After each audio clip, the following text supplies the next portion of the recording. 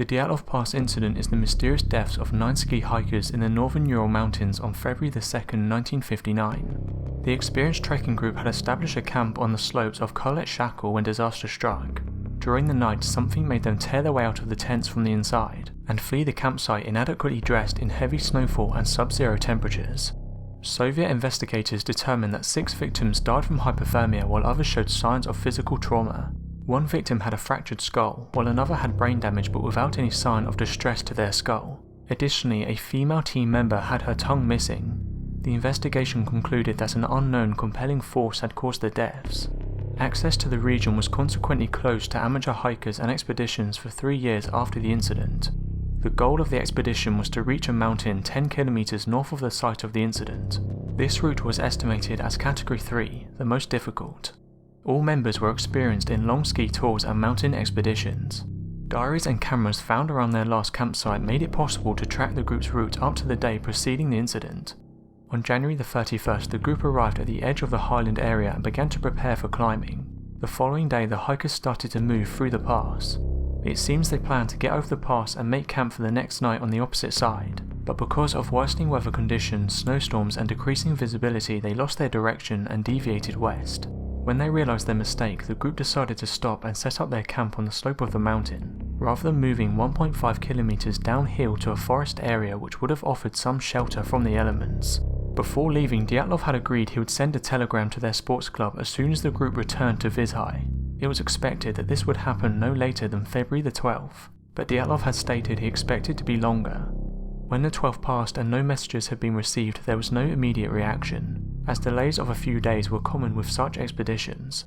It was not until the relatives of the travellers demanded a rescue operation on February 20th that the head of the institute sent the first rescue groups, consisting of volunteer students and teachers. Later, the army became involved with planes and helicopters being ordered to join the rescue operation.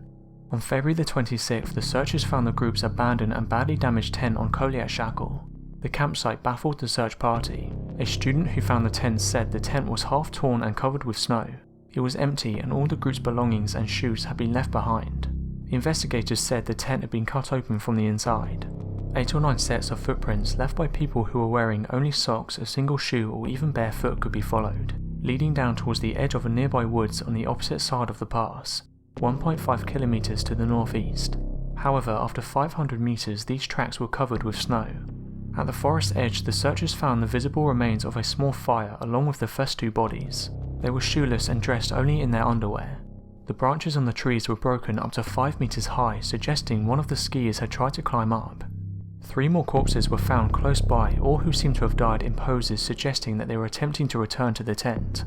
Searching for the remaining 4 travellers took more than 2 months. They were finally found on May 4th under 4 meters of snow in a ravine 75 meters into the woods. These 4 were better dressed than the others, and there were signs that those who had died first had apparently relinquished their clothes to the others. Another notable find besides the 4 remaining hikers was a camera around one of the hikers' neck. The camera was not reported as having been part of the equipment. Also, the film in the camera was reported to have been damaged by water. So what actually happened? Well, some people believe it was a military accident which was then covered up. There are records of parachute mines being tested by Russian military in the area around the time the hikers were there. Parachute mines detonate a meter or 2 before they hit the ground, and produce similar damage to those experienced by the hikers, heavy internal damage with little external trauma.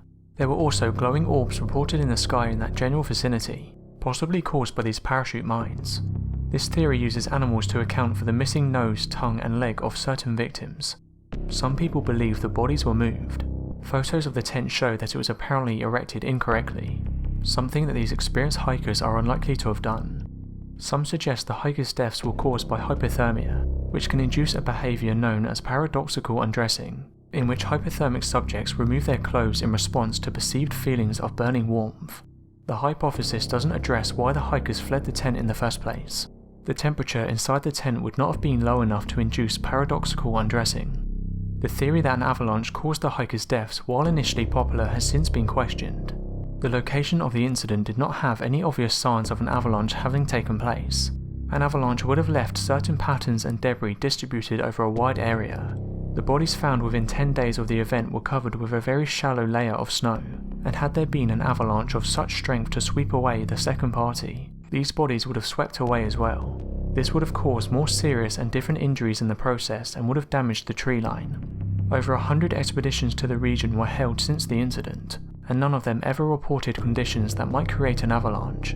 A study of the area using up-to-date terrain-related physics revealed that the location was unlikely for such an avalanche to have occurred. An analysis of the terrain, the slope and the incline indicates that even if there could have been a very specific avalanche that circumvents the other criticisms, its trajectory would have bypassed the tent. It had collapsed laterally but not horizontally. Dyatlov was an experienced skier, and the much older Alexander Zolotarev was studying for his master's certificate in ski instruction and mountain hiking.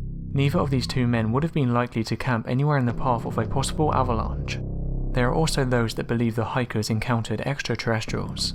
A group of hikers about 50 kilometers south of the incident reported they saw strange orange spheres in the night sky to the north on the night of the incident. Similar spheres were observed in Ivdel and adjacent areas continually during the period from February to March 1959. These were even witnessed by the Meteorology Service and the military. 12-year-old Yuri Konchevich attended 5 of the hikers' funerals and recalls their skin had a deep brown tan. The Dyatlov Pass incident is still unexplained to this day. A Dyatlov Foundation was founded. The foundation's stated aim is to convince current Russian officials to reopen the investigation of the case, and to maintain the Dyatlov Museum to preserve the memory of the dead hikers.